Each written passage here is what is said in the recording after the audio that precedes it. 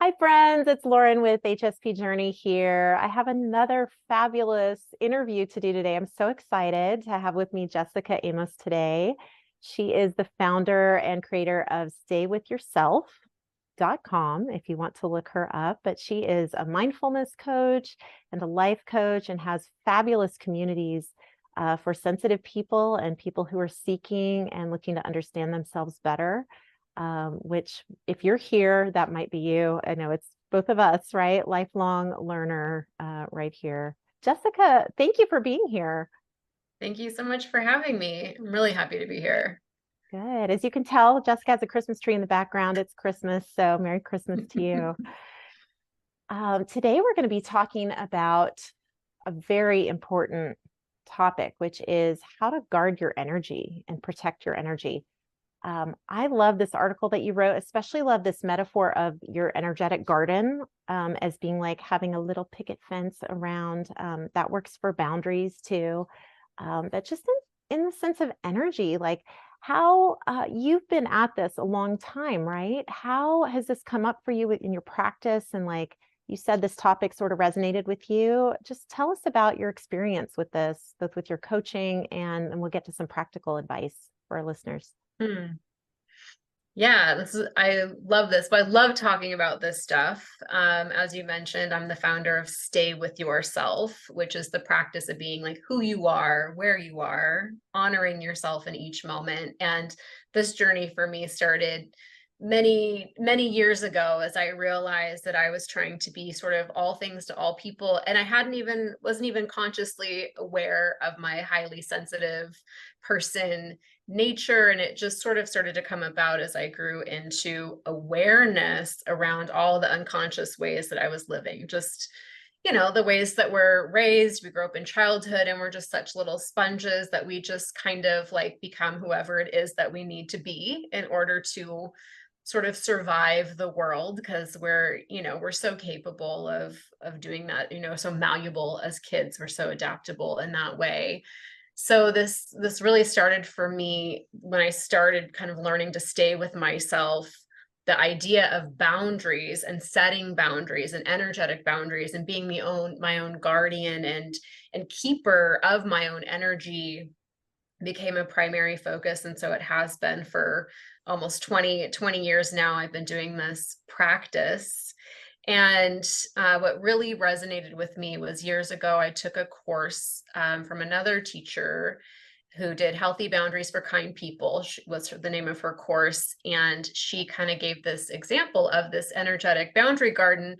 And her example was like pretty rudimentary. And then like I've just sort of expanded it into like, it's not just a garden, you have a fence and you have, this house that's in there. And there's all these aspects to this metaphor of our tending to our own garden and what it means to tend to our energetic boundaries and our energy field and really tend to it and take care of it and nourish it the way we would our own home, our own garden. And as highly sensitives, we sometimes tend to be taking care of other people's gardens for them, you know, Totally. or affected by how other people are taking care or not taking care of themselves, and we forget to tend to ourselves. So that's really the premise of the article and the metaphor, and it's all very deeply based in my own personal work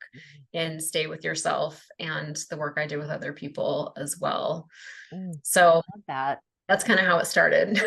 So let's jump into the practices here. There are 3, 4, 5, 6 main practices. So we may not get time to go through each one, but I like to just kind of jump around to give people a taste, and then they can always click the link below in this YouTube video and go over and read the full article over there. So the number one practice, I love this one, filling your cup first. Also kind of like that metaphor everybody uses of the oxygen mask on the airplane, which Yes. none of us have ever had to do before. Right. So I don't know why we use that one all the time. But Right. maybe it's like a hot coffee metaphor. Like nobody wants cold cup of coffee. So pour your own hot cup of coffee first, and then you can always make another Yes. pot. But do you want that fresh, hot cup of coffee for yourself? You deserve it. You're hosting people in your Mm-hmm. home for brunch or whatever. And I get up early now and have like an hour to myself because I don't have little kids anymore. So talk about that. Like there's a literal filling your cup up, feeding yourself, taking care of your body, but what else does it mean? Mm. Yeah, beautiful. So I love that you talked about having kids, like the actual physical aspect of it, because I give an example in the article of when I did have little kids, I prioritized getting up super early in the morning so that I could have time to myself. I was very irritable. I was very grouchy. I was very grumpy. I didn't feel like good mommy, like at all, and just getting up a little bit early, giving myself 20, 30 minutes to take a shower and take care of myself was very, very Mhm. supportive. So that's like a physical aspect. I was such a totally different person by giving myself just 20, 30 minutes to literally fill my cup first to take Right. care of myself.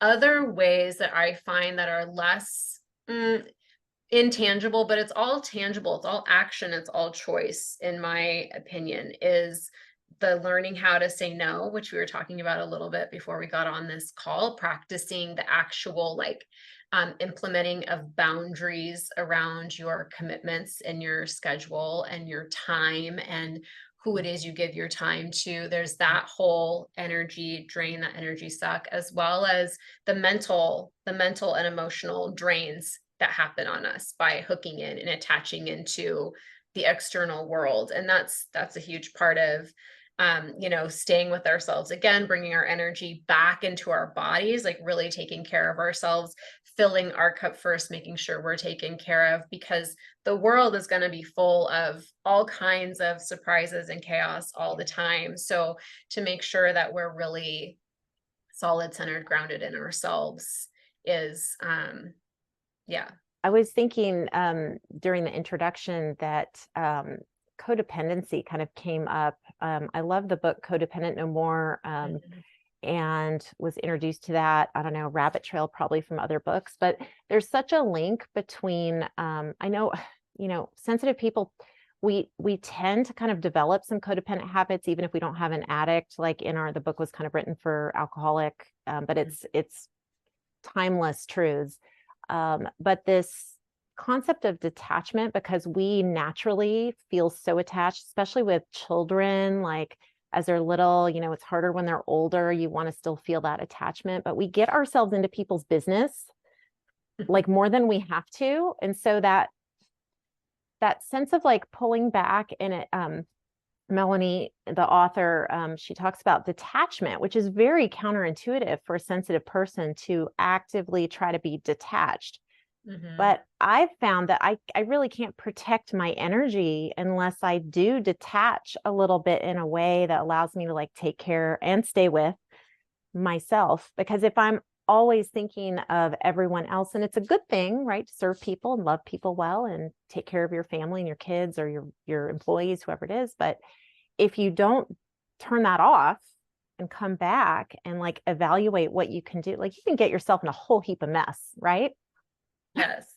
Yeah. Well, and I talk about that later in the article, the example of, again, like if you're not tending to your garden and you're going Yeah. over and trying to fix up everyone else's garden, yours is going to be in disrepair. Theirs are only going to be in minor, minorly cared for, because you can't tend to everyone's garden. Everyone is responsible for their own care. And I think when you were saying that, because I'm recovering codependent, recovering people pleaser, recovering pretty much everything, perfectionist. And I was thinking of the phrase care but don't carry. Like care but don't carry. Like we are not meant to be carrying other people's burdens and like their well-being for them. We're each responsible. So that's just like a little mantra that runs through sometimes. It's like Right. care but don't carry. And I think that, yeah, that's a beautiful, beautiful That point that you is. made just there. That Yeah. is. Okay, let's talk about number three, Mr. Rogers yourself. This one Mm. made me giggle because my grandmother loved Mr. Rogers. So I'm like thinking of her. And I watched it when I was a little bit older child because she would put it on, when I was like, I don't know, 7, 8, 9, 10, somewhere in there. But you talk about this kind of shifting, if you will, like a routine would be another way of saying it. Like you talk about, or other people have talked about, like routine from transitioning, like from work, you drive home. Those of us who work at home, there's like no transition, right? It's like Totally. you Yep. work, you're kind of in your living room. My desk also is in this big open living room. It's like, Mhm. man, I need like a fake walls or like some kind of energetic bubble around me, that I only wish that I could figure out a way to create plexiglass, like all the COVID plexiglass screens. I don't know, maybe there's something there. Yeah.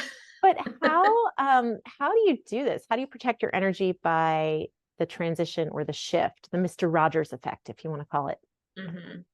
Yeah, I like that. The Mr. Rogers effect. That's good. Yeah, so I kind of developed this phase in working with my clients who like have struggled with like, just going through the day and going through the day and then just all just piles up and then you go to bed and then it's that pile is still there the next day and it just keeps piling up over time. And I have just found, how we are, as I think as highly sensitive, we've developed these like little ticks or little ways that we like cope with things. And I found that I have developed this little Mr. Rogers method over time that tends to work for my clients as well too.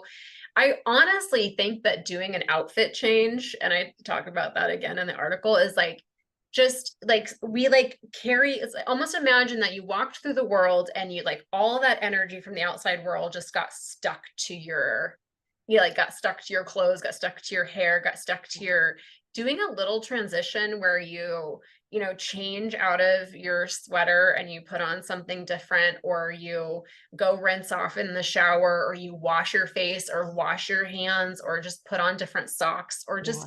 an act. I find that oftentimes, like an act, we often need action, a little action that signifies a transition.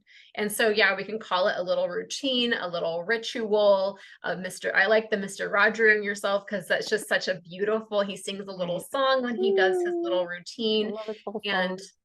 yeah, it just sort of like helps you shift your energy. Like, okay, I'm not at work anymore now. I mean, if I'm being completely honest, I am wearing pajama bottoms with my sweater right now. So funny. You I know, have my slippers on, yeah, these yeah, cool Nike right. slippers and fuzzy socks. Yeah, so but it's like having those little pieces, like this is my home stuff, my work stuff, my and you can do it with like, okay, now I'm using this mug. This is my coffee mug, and now this is my afternoon mug that I use for tea. Like that. I have, I'm so laughing because my daughter, who is a young adult now, she was like scolded me for using a tea mug for coffee. And I yeah. was like, what? What did I do? She's like, that mug can only have tea. And I was like, Right. oh. Yeah, right. Well, I mean, and these are things that, yeah, we get a little attached to, but I mean, it's better to be attached to like tea mug, coffee mug Right. versus other people's well-being. So if that's the attachment we have, then so be it. Totally. It's fine. And now I know what I need to do moving forward to not upset the whole tea to coffee balance. You know what I loved when you're talking about that? It occurred to me that they're little mini grounding techniques. Mhm. Like people maybe get, I don't know, their heads blown off or something when you talk about grounding strategies, but it's kind of a fancy word for like, yeah, a little transition, but something does change. Like we are physical beings. We have a body. So, changing your shirt or all those things are really awesome. We have a hot tub in the back. And so a lot of evenings when it's cold, I like to go soak in the hot tub for a few minutes and then take a quick shower and go to bed. It's like a reset button. It like tells my body like this is the time we are about to get sleepy and then we're going to go to bed.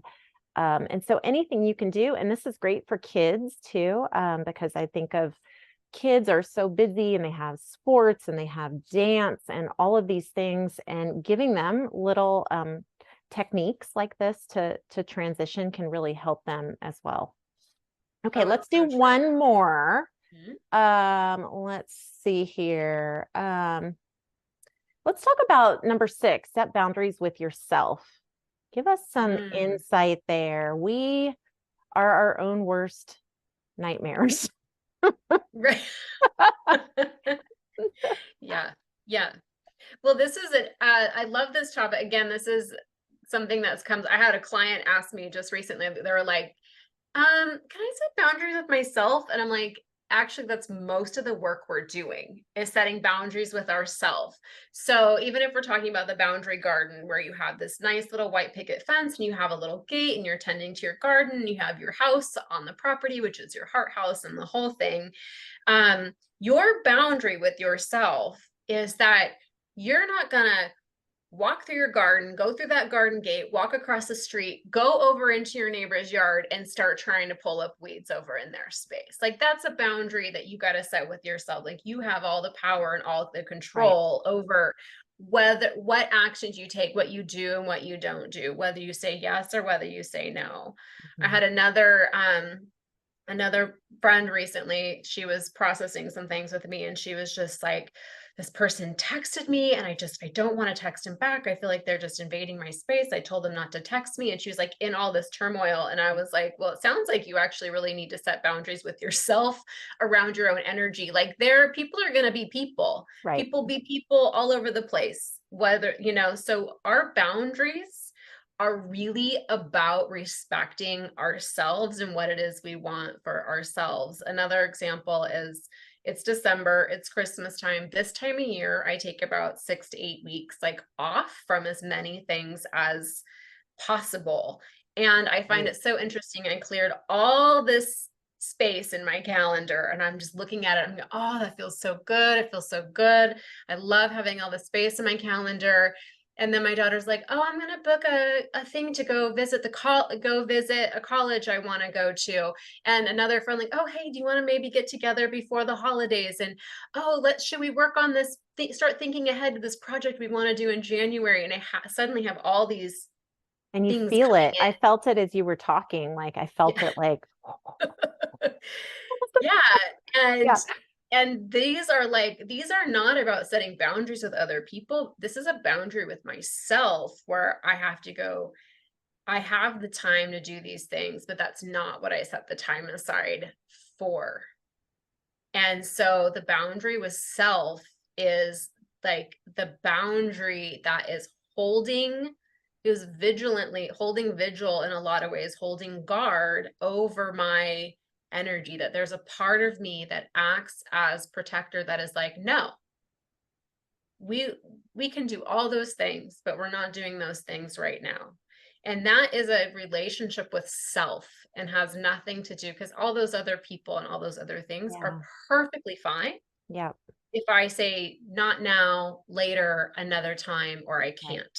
Right. An So asterisk for those of you who haven't discovered this point yet, but we sensitive people, we overthink and we overprocess other people's perception of how we communicate with them and what we say. If we're saying no, or maybe, or not now, or after Christmas, like we might ruminate on that and get like, oh my gosh, they're such a good friend, I really want to be with them. And we, can stumble over our words as we're like, you don't have to do all that. They're not thinking all of that. If you explain it, they will think you're nuts if they're not a sensitive person. I know I've done this before. They're like, oh, wow, you're thinking all that? Ooh, something is crazy going on. And you're like, no, that's just every day. That would just be every day. So don't worry. I mean, it's the whole Bobby McFerrin, don't worry, be happy. Like, I know that doesn't come naturally, but you can sing the little song in your head and trust that if you guard yourself, I love how you word that. It is such a relationship with yourself, and you deserve to have that quiet space and those boundaries in your life, and a peaceful home and a peaceful December and time to journal and time with family. Like you deserve all of those things. You work really hard to have all those things. So like, don't blow it. Don't give it away, right? Guard it. Keep that time. I'd imagine you weren't able to do that when you started out with your business. And so the fact that you can do that now is like, that's a badge of honor. You've got to wear that. I don't know if you talk about that. And it's taken years to build up to it, like of like recognizing I need it and then trying at it and trying again and continuing, and it still has its difficulties. Yeah. But yeah, I love what you said there. It made me think of a quote from Lucille Ball where she's basically like, my freedom basically came when I realized no one was thinking about me half as much as I gave them credit for. Yeah. Like, Yeah. It's so no one true. is thinking about you half as much as you give them credit for. Because honestly, we're all on the narcissistic spectrum and we're all thinking about ourselves pretty much all the time. And Right. to be worried about what other people think of you is just you being self-concerned.